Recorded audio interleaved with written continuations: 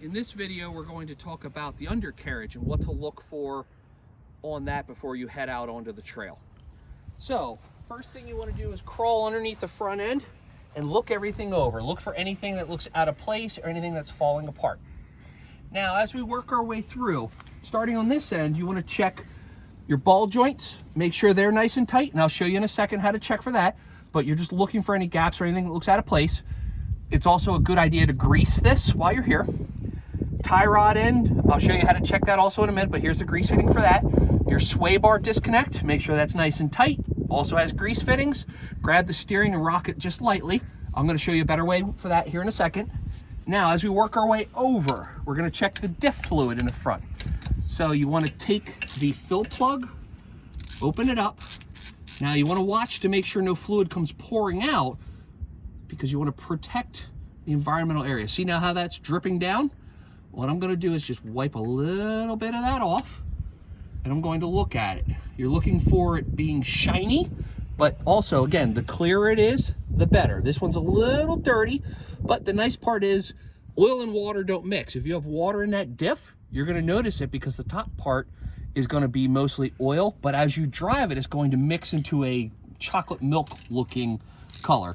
So I just drove this to this spot to check on it, so I know by driving it a little bit that it did not mix into a chocolate milk color, so the fluid's good. Does it need change? Probably sometime in the near future or this year, but not immediately. Now, if yours wasn't full enough that it came out the hole, what you could do is take a zip tie, nice clean zip tie, and you feed that in, and you can tell how far down it actually is where your fluid is just by looking at where the zip tie is wet. So just using a zip tie as a dipstick is a big help. Now we're working our way across. We want to check for anything else. Look at your bushings to make sure nothing looks out of place. Make sure none of the bolts look loose. Check all those. And then also with the U-joints, you want to try to rock them, see if there's any play in there. And what you could also do with that is rock the axle front and back. And I'll show you that in a second. But you want to check, make sure everything looks good, no missing caps or anything. Make sure everything looks intact. Now, you come out here to the tire. Oh, and I want to wipe off that little excess fluid so nothing gets in any water we might go through. Now, I like to rock the tire. What this can show you is ball joint play, but also wheel bearing play. So you want to rock it, and you'll feel it going clunk, clunk, clunk, clunk. If you have a lot of play or a lot of movement in there, you'll feel the clunking. This feels nice and tight. Now I also want to grab the steering wheel with the key on, and I want to rock it side to side. What you're looking for is anything that has movement.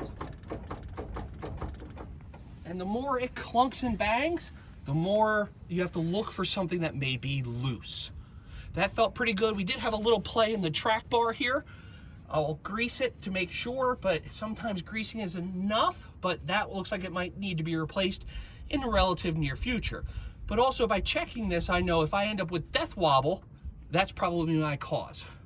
But again, it's something I want to pay attention to and I want to watch for before I go out onto the trail. Now, as we come around to the side of the vehicle, we also want to check brake line conditions, shocks, make sure everything is in good order, no leaks, no pinches, no binds. Crawl underneath the vehicle, look at the brake line further, look at your brakes. And then you also want to grease all of your suspension components, keep them nice and greased. If there's grease, water and mud can't get in there. Drive shaft, you want to push it up and down, feel for play, also in and out.